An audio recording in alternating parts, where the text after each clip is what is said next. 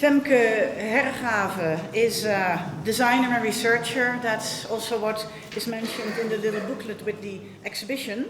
And she is looking at all kinds of mechanisms that are inside and deeply sometimes hidden in the realms of global finances, geopolitics, network powers, and the lot. In 2013, she was awarded the Young Designer Award, and that was for her work Taxodus. And when I got curious, I found on the internet Bij de Wereld Draait Door, a little interview. It was 3 minutes, 3.5 minutes with Femke. So that's the amount of time you get at DWDD.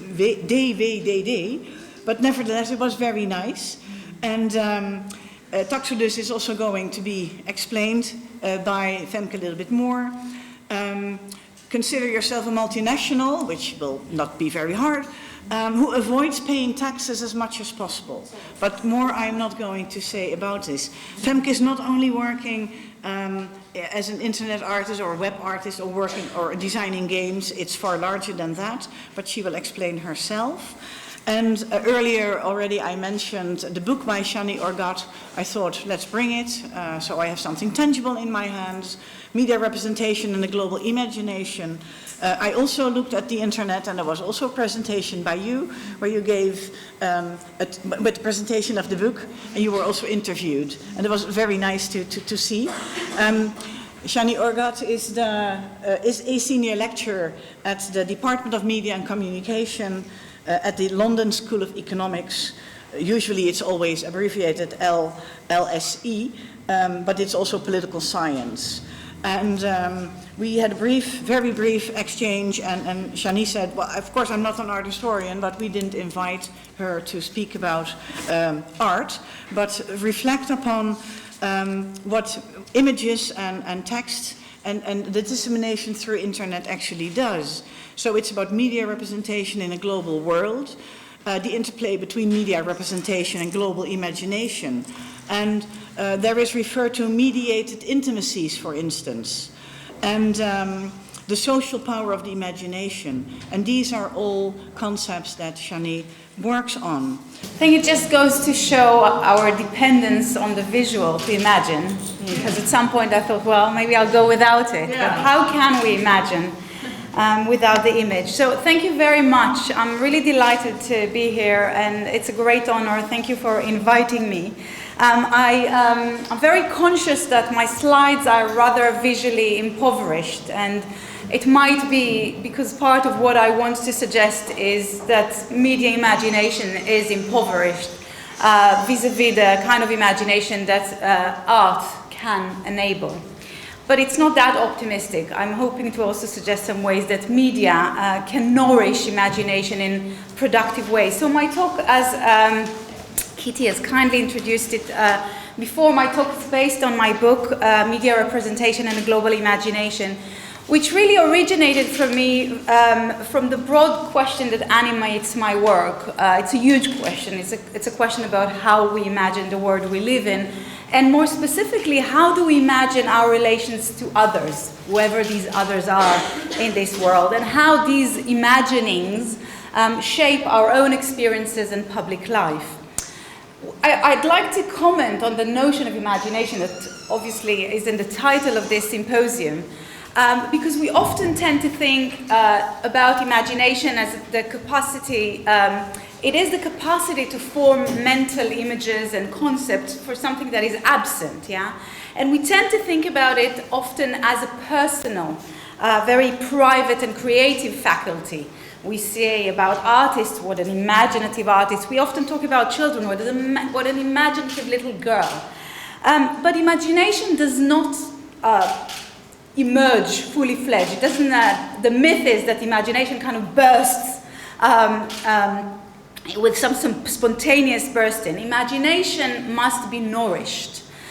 This is the starting point for me to acknowledge, although we might be reluctant, that the media, and by media I mean television and newspaper, traditional media, but increasingly also social media and new media, the media are fundamental resources that feed our imagination today of the world. And this is why I've selected this actually artist image, this graffiti image of an artist whose artistic name is No Hope, no as in to no hope rather than no hope, of this, of the embrace of the old television with the screen, the blurred screen, but the screen that is on. And it's interesting because when my publisher, just an anecdote with my publisher, sent me the first version of the cover before I've asked for it, he had one of those images that Marjolein showed before, you know, this kind of globe, and I said, no way. And so media representations feed and shape how we imagine ourselves and others and how we think and feel about the world we live in. And in my talk today and in my book at more length, I treat media images, narratives, voices as invitations to us to imagine ourselves and others in a world that's characterized by rapid processes of globalization. So how does the world appear on our screens today, on our smartphone screens or on big screens? How do media representations and what do they tell us about the world? And crucially, what remains invisible? What's not on the screen? And what and who are excluded from these representations, and what truth claims, and the Foucauldian says, these exclusions produce? These are the big questions, very huge, that I try to address in the book. And today I'd like to very briefly address them by looking at two examples of media representations. And these I'm using just to tease out some broader reflections about how we are called on today as publics and as individuals to imagine the world. So the first example is rather banal, and in a few months' time we will all be witnessing it yet again. And this is the New Year celebration that's so familiar. Every 31st of December on each year, these representations of the Christian ushering of the New Year follow a fairly similar, quite conventional, you might say boring, formula, this montage of clips of scenes from various cities around the world. But they organized into a narrative of people around the world, and we're told by the narrator, in cities all over the world, people are celebrating and welcoming the New Year. And the visual narrative commonly starts with Sydney in Australia, where the New Year arrives first, and followed by images from scenes of celebrations from other global cities, world's largest cities like London, Paris, Berlin, Tokyo, Moscow, New York, and so on. Now, there's a consistent set of specific visual tropes that include these outdoor scenes in famous touristic public spaces, firework displays, showers of confetti, crowds, people embracing, dancing, and laughing. And the visual focus on these celebrating crowds generates this sense of togetherness. And I want to suggest that a very important trope in the imagining of the world that we're being offered by the media today is this, if you wish, even as some kind of a nostalgia for this embodied participation in public life, people gathering in a city together to share and express the same emotions of hope, of excitement, through a public ritual of celebration.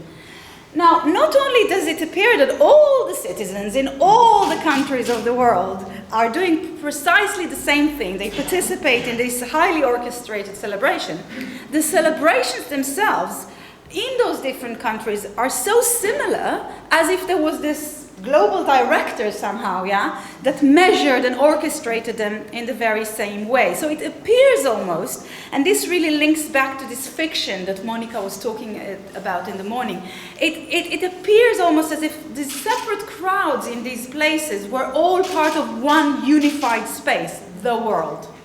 And so the most immediate level, the message today about this globe is of similarity and of sameness. Cities and countries around the world are joined together in a single story centered on a common event. And the skies are lit up by fireworks, and they look pretty much the same. They are placeless, because they diffuse any of the specificities of what happens beneath these skies. And all cities, importantly, and this links partly to Femke's point, all cities are marked by enormity and grandeur. Large-scale, spectacular celebrations, very tall monuments, touristic attractions. So the event of the New Year, if you wish, for me, is just an instance of representation that acts as the symbolic glue that enables these various cities across the world, supposedly, to be brought into this fiction that Osborne reflects on, of a single space, and helps sustain this utopia of this globe that is a singular thing. And it seems a very inclusive imaginary. Yeah, because again, people of and countries all over the world are taking place in this ritual.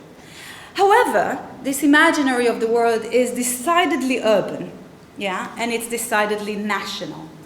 The majority of the images of our cities, capitalizing on the touristic imaginaries and the manufactured desirability of these spaces, so the skyline, the Big Ben of London, St. Petersburg's Cathedral, Times Square in New York, and so on.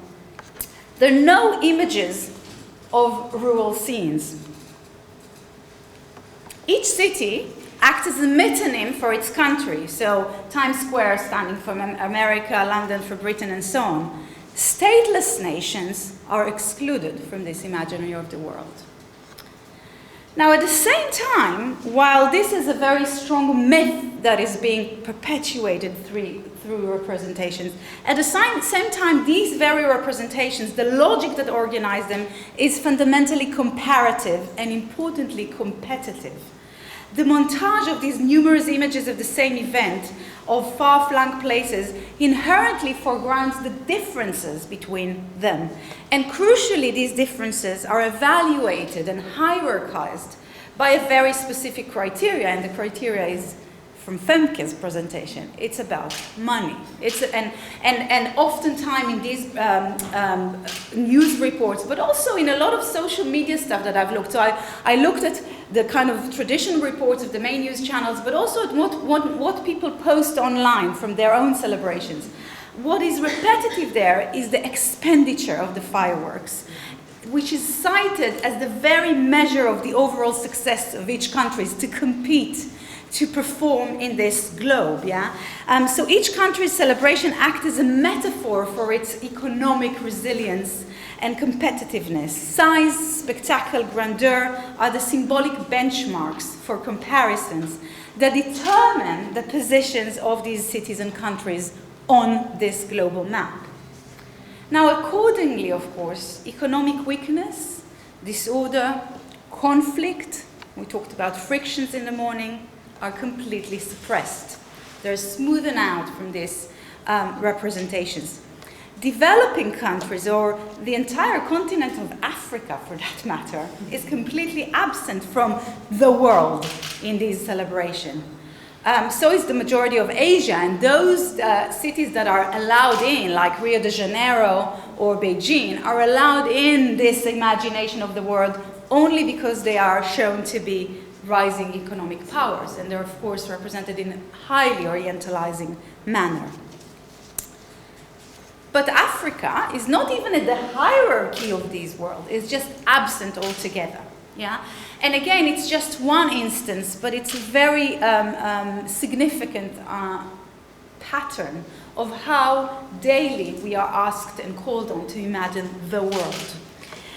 Now, the spectacular qualities of this event and its positive connotations of excitement, of festivity, of collectiveness and hope, what they do is they aestheticize and they sublimate the less positive and rather brutal meanings of economic competition.